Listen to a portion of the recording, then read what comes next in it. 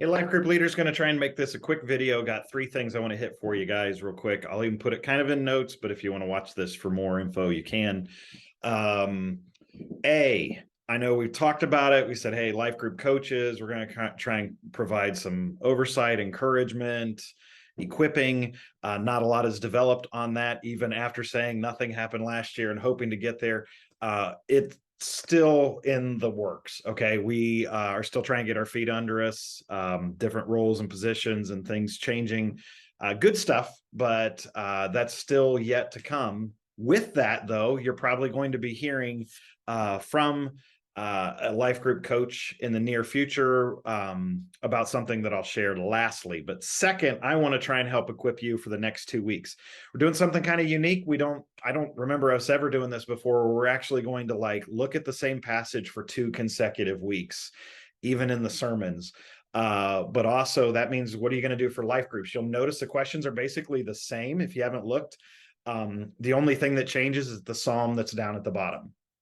You got a couple options there. You could tackle all of the questions at once, and then and do that either the second week or the first week, up to you.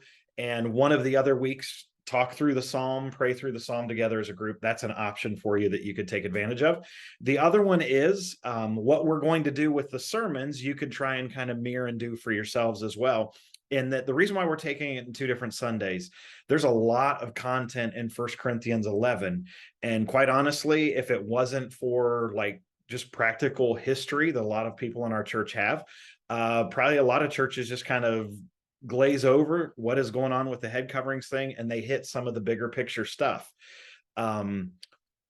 That's a possibility for you as a life group. So for our life group, I've sent out a text already, just kind of encouraging our people, hey, we're going to take question number 2 that's in the life group questions this week, and really kind of the last one, what's encouraged, convicted, challenged you. And those are the place that we're going to dwell for the first week, basically saying, let's set head coverings aside.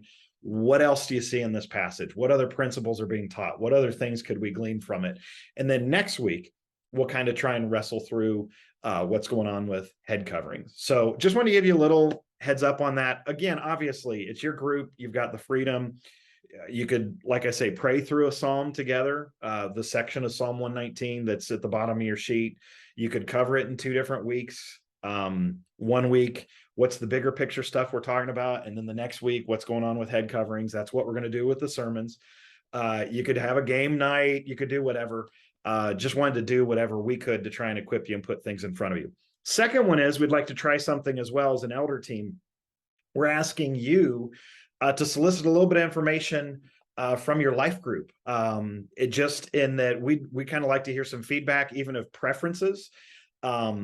I think we are in the phase where COVID precautions are kind of behind us. I mean, we had it grow through our house recently again, and you just kind of deal with it like you do like the flu. Keep people away so they don't get sick, and then you get back to life when things are better. But as far as a church, it doesn't feel like we're doing any social distancing, different things like that.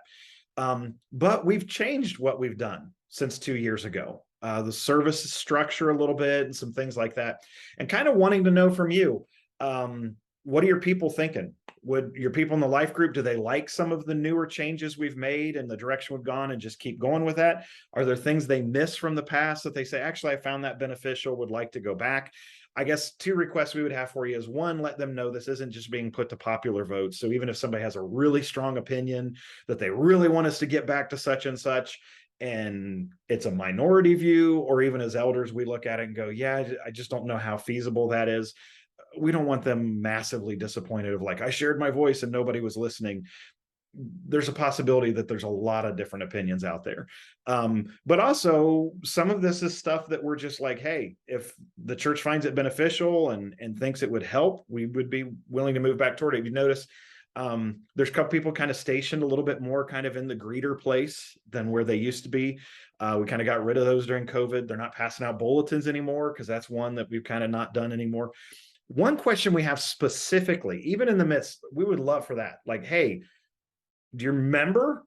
Can you even remember pre-COVID the things that we used to do? Is there anything you're really missing? You're hoping we get back to as a church. You've wondered why we haven't gotten back to it yet. put that out there and see if your group responds. One specific one we've been talking about, it's not uncommon in Welcome to Grace class to have people ask the question, hey, how do people give financially at this church? What does that look like? Do you guys ever take up a collection? We quit passing plates, obviously, during COVID, and we put up the box that's there in the narthex for people to be able to put things into. We're kind of talking as elders that like either we'd be open to going back to passing plates again, or if we decide, no, we want to stay with the box idea, maybe we want to do something that's a little bit more permanent than just a table there that's easy for people to possibly have just passed by or not noticed it, maybe even a little more secure. We wouldn't want to put effort and finances into doing something a little bit different if we find out everybody would just like to go back to the plates. But at the same time, if people are like, actually, I kind of like the idea that we're not passing the plates, people aren't feeling pressure, whatever it might be, then that gives us some clarity of like, okay, then it probably makes sense to move more in a direction of like, this is what we see ourselves permanently doing. So like that is one example. And quite honestly, that's maybe the biggest example we can think of right now that we'd love to get some direction from the body about. But like I say, be very open to hearing if there's anything else. So would you mind taking a little bit of time either this week or next week to ask your life group those questions? And then we're going to be trying to get a hold of you to find out. We have our next elder meeting. We just had one yesterday, which was the 24th. So that means our next elder meeting is like the first Monday of November.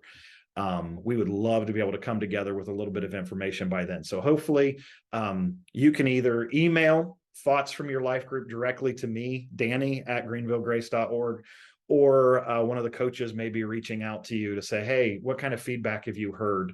Because we'd love to just get an idea of where the body is, or maybe the body doesn't even care. So hope that serves you well.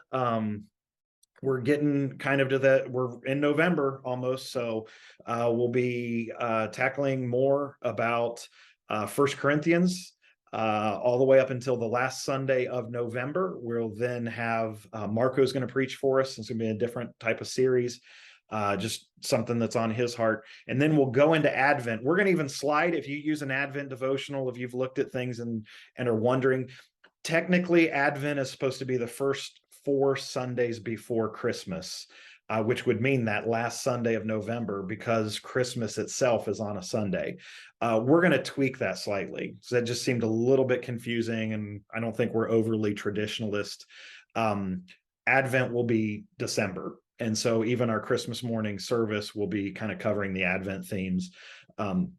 So just kind of want to put that out there in front of you too, to know kind of what's happening with the calendar. And then we'll hit the ground running again in January. So hopefully by the time our groups are moving into the spring and that winter season right after the new year, we'll be able to be providing a little bit more direction for you, a little bit more encouragement. Might try and get a time even for us life group leaders to get together and just hear from each other and encourage each other. Love you guys. Thank you so much for what you're doing. It really is much of the lifeblood and the heartbeat of our church. Like I say, I know we haven't been overly giving a lot of information. Part of that is because you guys are doing great. Like from what we're hearing, people are connecting, people are getting ministered to, people are digging into the word, people are sharing, and those are the goals. So hopefully that serves you well. If you need anything, as always, don't forget or don't hesitate to reach out. See you soon.